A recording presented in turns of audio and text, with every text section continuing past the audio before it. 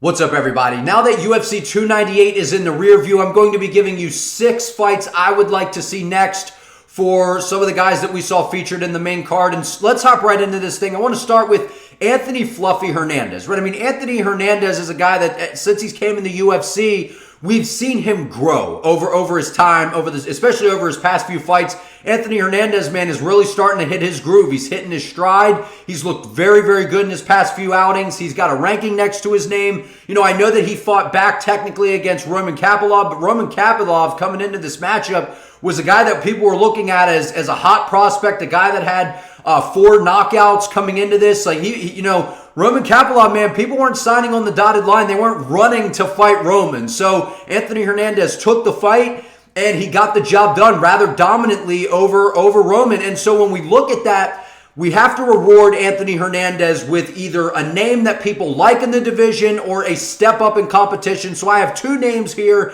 and one of those being Jack Hermanson, right? I mean, we just saw Jack Hermanson come off a very impressive performance against the up-and-coming prospect in Joe Bodybags Pyfer. He derailed that train, fraud-checked him, whatever you want to call it.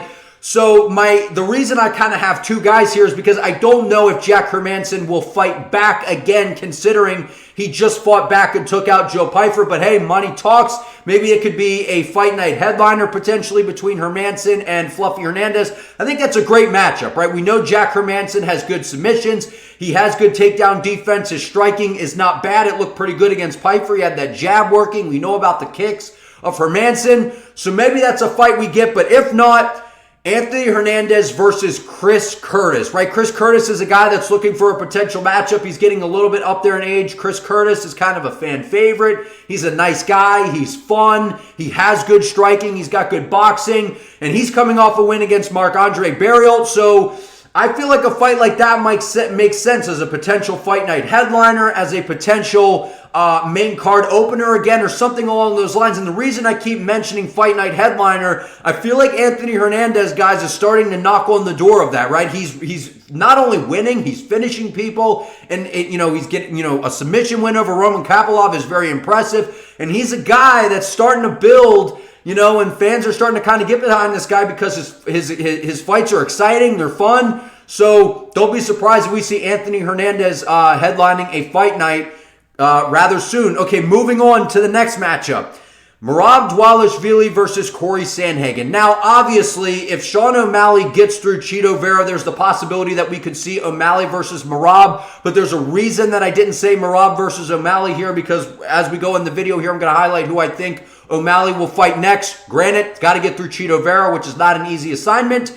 But Merab Dvalishvili versus Cory Sandhagen, right? I know we saw Cory Sandhagen take on Rob Font. I know that they had to replace Umar Nurmagomedov. Font was scheduled to fight, I think, like a month later, so we had to speed things up a little bit and end up taking the fight against Sandhagen. But what we've seen from Cory Sandhagen is, I know his performances recently have not been the most spectacular. They haven't been the most exciting. But when it comes to Cory Sandhagen, what we can't deny is this man's skill set is incredibly well-rounded. He has very good overall striking. He has incredibly high fight IQ, some of the highest fight IQ, I think, in the sport. He's got good submissions. So if there's a guy that I feel, outside of O'Malley that could piece up Merab Dvalishvili per se, I think it would be Cory Sandhagen. Now, that's not to say that Merab can't go out there and run right through Cory Sandhagen, but I think if they make that a potential fight night headliner or something where that is a 5-round matchup that gives Cory Sandhagen the time to work, or even if it's a 3-round fight that actually might play better for Sandhagen considering how relentless Merab is.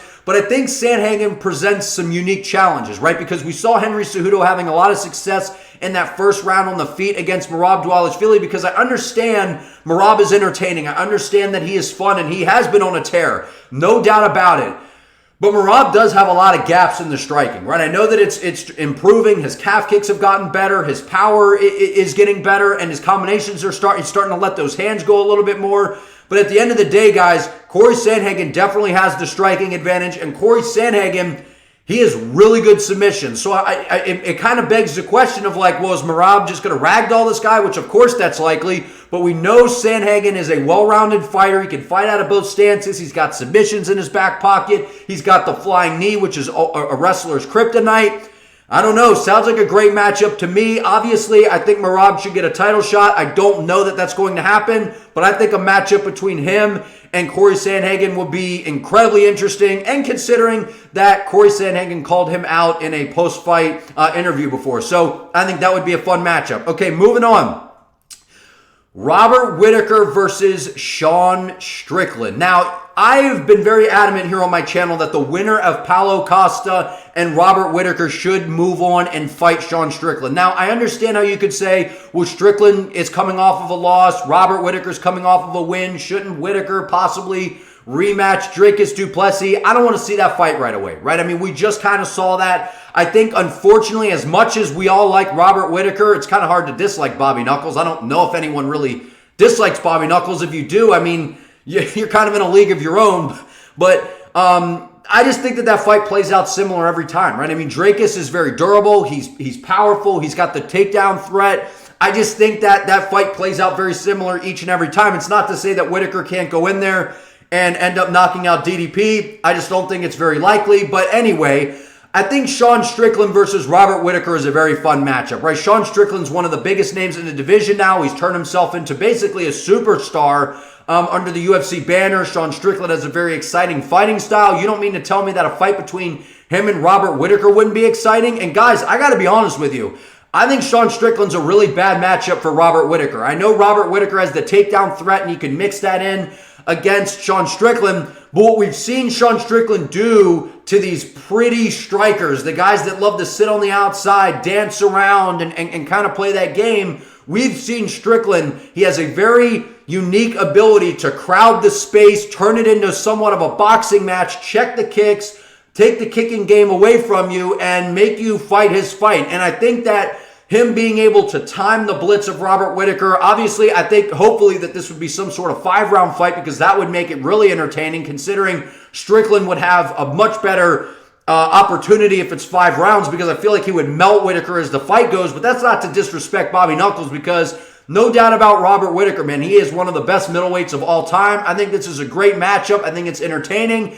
And then you could propose the winner of that fight. That would be your next title shot earner against Dricus du Plessis, assuming that maybe Adesanya is going to fight DDP. I don't know. But I think Robert Whittaker versus Sean Strickland would be a perfect #1 contender fight. And if you don't think that Sean Strickland is a fight away from fighting for the belt again, I think that might be a little foolish, because Sean Strickland's turned himself, and he's used his platform to turn himself into one of the bigger names in the sport, and definitely in the middleweight division. Okay, moving on.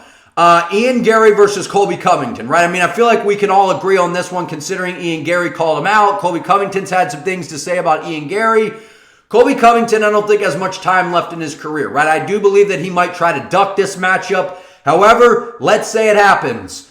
You know, we're going to find out a lot about Ian Garry, because we saw Jeff Neal kind of hold him up against the fence. Obviously, Ian Garry is a far better striker than Colby Covington, but if it's the Colby Covington we saw against Leon Edwards, I mean, I think Ian Garry just outpoints him, because it would probably be a 3-round fight. I don't think the UFC would put Ian Garry in a scenario where the fight has the opportunity to play out longer and Garry gets tired and things like that. So when the UFC wants someone to win, they're going to give them the perfect circumstances. They're going to give them a 3-round fight. They're going to give them those types of advantages. So I do believe that they book Ian Garry versus Colby Covington, maybe as like a co-main event on the next McGregor card, because Ian Garry mentioned that. But I think that this is a great matchup, because one, Colby Covington is a name that people know in the welterweight division, whether you like him or hate him. He's talked about, and it gives Ian Garry the opportunity to beat a guy that's towards the top of the rankings in the division. I know Colby has definitely taken a hit since that terrible performance against Leon Edwards, but I think that that's a matchup that makes sense. I think it gets the fans excited, and I think it has the bad blood and all those types of things that make it a very interesting fight. But I would like to see that one next for Ian Garry. Okay. Paulo Costa versus Nazareimov Imavov, right? I know Nazareimov Imavov is coming off of a win against Roman Dolidze. It wasn't the most exciting thing, but Paulo Costa, he was ranked #6 before the Robert Whittaker fight. So, I mean, Costa's kind of right on the brink, where one of the issues with him, he hasn't been active. And I feel like if we can see Paulo get a little bit more active, he can find a little bit of a groove and get some things going, because Nazareimov Imavov has pretty good striking, but I mean, I don't know. I feel like that's a fun fight. I think that that's a really good matchup. Now, if we don't see that one, I don't know if Paulo Costa would agree to that one.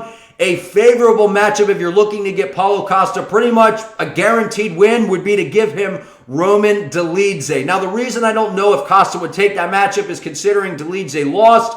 Imavov is going to be higher ranked than Dolidze at this point. That's why I kind of threw in two options here. But I think either way, you know, the Imavov fight, super exciting matchup between him and Costa. That would be on the feet. That would be a fun matchup. But I think that the Roman Dolidze matchup might make a little bit more sense considering I feel like Paulo Costa bulldozes Roman Dolidze. Roman would absolutely stand no chance on the feet. And then in terms of the grappling, I think Costa would be able to fend off the takedowns. And I think Costa would have a lot of success and be able to dictate the pace of the fight. I think he would just march forward, close down Dolidze, and just ultimately melt him like we saw Costa do in some of his previous matchups. But that's kind of how I would see that one playing out. But I think either way, they need to get Costa a win. There's no doubt about it. He's one of the bigger names in the division now. And he's shown when he is actually taking it serious, he's getting himself dialed in with the camp. We saw one of the best versions of Paulo Costa we have ever seen against Robert Whittaker. I know he didn't win the fight, but man, he looked good, dude. And there's no doubt about it. He could take a hell of a punch. He's durable. He has good striking. He looked a lot faster than he normally does. So shout out to Costa, man. I just hope the guy can stay active because if he can, I do believe that he can make a run again in the middleweight division. Okay.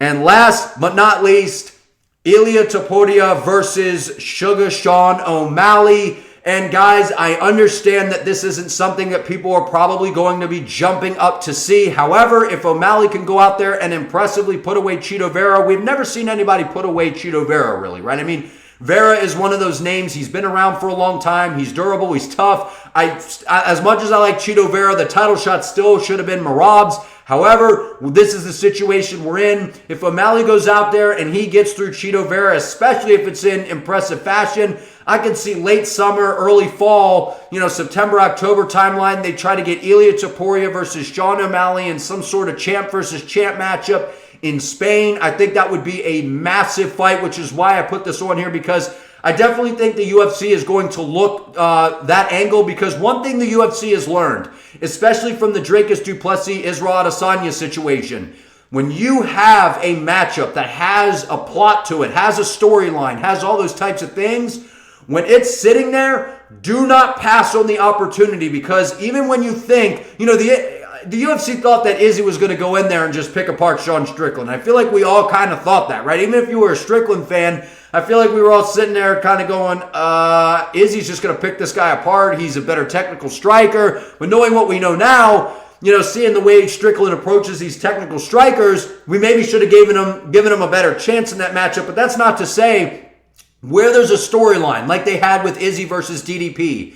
Take advantage of that and book the fight pretty much right away because you don't want to take the opportunity because a fight is a fight. Anything can happen. Even though, some guy should win the matchup, it doesn't always happen. All it takes is one shot. All it takes is, you slip up one way and you get caught in a submission. So if you have the opportunity and you're the UFC to book this matchup, I think it's a big fight. It's two guys they're looking to push. My only question is, will the UFC want to do that? Knowing that, I feel like Ilia Topuria would be favored, but it's also in a way a free title shot for Sean O'Malley because he would be going up in weight. So he would probably be the underdog. And if he pulls it off, they can pitch it as, oh my God, Sean O'Malley the Great. And then if he loses, they can always be like, oh, well, he went up in weight. He fought, one of the best guys in featherweight history. That's how they'll pitch it with Ilia, considering he beat Volkanovski. That's how they'll pitch it. And it kind of gives a little bit of a built-in excuse.